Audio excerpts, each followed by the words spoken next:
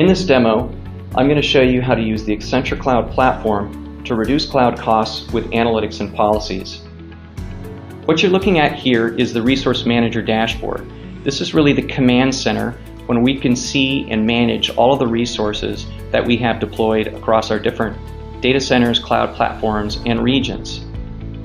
We also support coexistence with the Accenture Cloud Platform, which means you have some people who may need to work directly in the native cloud provider portal to deploy resources. And a good example would be some developers may want to work directly in that portal. However, we want to make sure that we're keeping an eye on those resources and that they are being accounted for in our analytics and policies to make sure that we're making good cost decisions in how we're using those cloud resources. So ACP allows you to view and discover infrastructure that was actually deployed in the native cloud platform so that you can see all of those resources in this one place. From the beginning, when you set up your account, ACP provides the ability for you to apply quotas against the cloud platform provider accounts. We also allow you to organize your resources in a way that makes sense to you in clients, projects, and sub-projects. For example, you might have a human resources department that has some benefits support items that it needs to support with resources, and you might have some distributed application that's called health insurance that you need to run, and there are resources that run in the cloud that comprise that health insurance application. So the organization is very flexible and lets you organize things the way that you want to. And in terms of providers, you can make sure that you set proper quotas against your budget for both spend and resource usage. You can also do that at the project level. So starting from the top and going down to a granular level to make sure that you're keeping control of those quotas. ACP also provides a central metadata or tagging database and management capability. This is important when you consider that native cloud providers provide different tagging mechanisms. They're not necessarily the same or consistent across cloud platforms, but furthermore, there isn't a lot of management or rigor around the tagging systems. So people can go in and apply tags to the resources, but they aren't necessarily calling things consistently. So we might have a tag that we want people to use for primary use. Somebody might label something dev, somebody might label it developer, someone might label it development if it's a dev resource. We want to make sure that that's consistent, because with that lack of consistency comes a lack of value of the metadata, because it's not being applied consistently, and it makes it hard to apply policies consistently to it as well. However, we do synchronize tagging with those native cloud provider systems. So you can synchronize your resource tags, pull them in to make sure that you are managing those tags that get applied in the native portal in addition to the ones that are being created within ACP. So let's take a quick look at the primary use tag. These are the values that we want people to use when they deploy a resource within ACP. They can choose PM work, Nexus, demo server, test server, training server. These can be whatever you want them to be that makes sense, but the important thing is we're providing those values so they have consistent terms they're using. The tag is managed, which means that they have to use that when they're deploying things, and it's mandatory. You can also edit the tag, or you can edit policies that are applied against that tag. So if we look at some of the policies, one that we can apply is lease expiration. You might want your demo servers to automatically shut down after 90 days, or your test server after 60 days.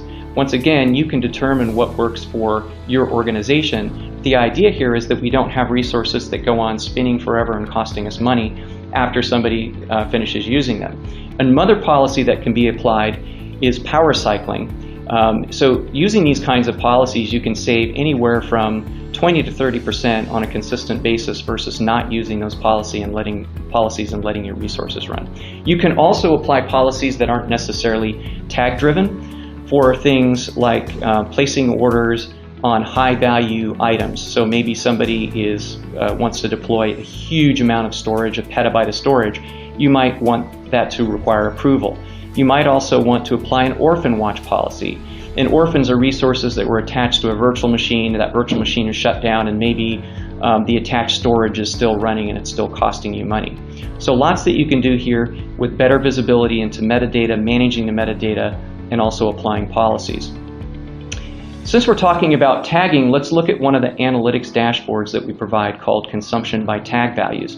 Now I can choose various resources that I want to look up here, but I'm going to choose virtual machines in my product management client, and then I want to look at that primary use tag again. So I'm curious as to what % of resources are being used for different purposes or different primary uses.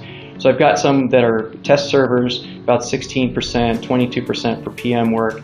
But what's interesting here is I also notice there are 10 resources that have no primary use tag. These are probably resources that we did a sync with the native cloud portal. Somebody deployed those resources in the native portal and forgot to put a primary use tag.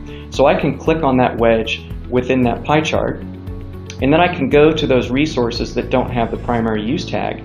I can see which ones they are if I scroll down here, and then I can apply that primary use tag against that resource.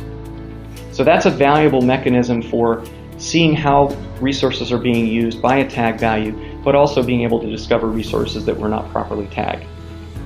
Another dashboard within analytics that is very valuable is the cost drill down dashboard. In many cases, clients get surprised by their cloud bill at the end of the month. They didn't have a lot of visibility into what their spending trend was for cloud over the course of the month. The cost drill down dashboard gives you a really quick view to see if there are any spikes in your cost.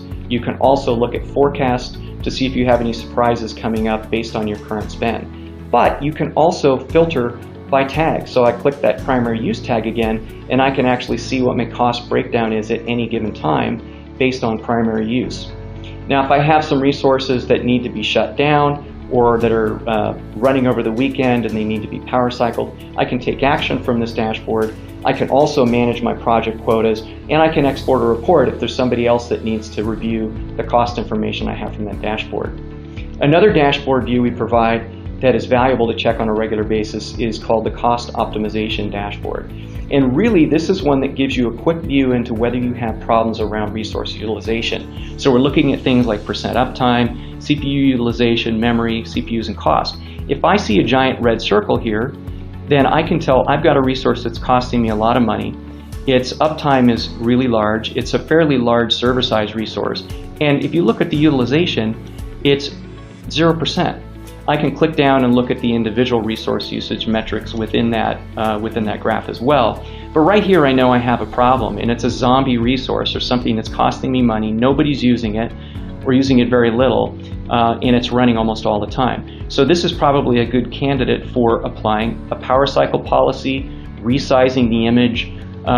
Almost 40% of business IT cloud users are paying for resources they don't use, and this dashboard lets you find that out very quickly. And once again, you can go here from this dashboard and take action to either change your quotas, set policies. You can export that report. So that's a very quick tour of some of the analytics and policies capabilities within ACP. And to summarize, ACP's value really is it allows you to create metadata so you can gain better visibility and manage those resources across your data centers and clouds. You can view utilization information to spot resources or environments that should be shut down when not being used. You can view consumption against volume and cost quotas that you set for the project, for the cloud platform itself. And you can use policies like lease expiration, power cycling to eliminate zombie and orphan resources.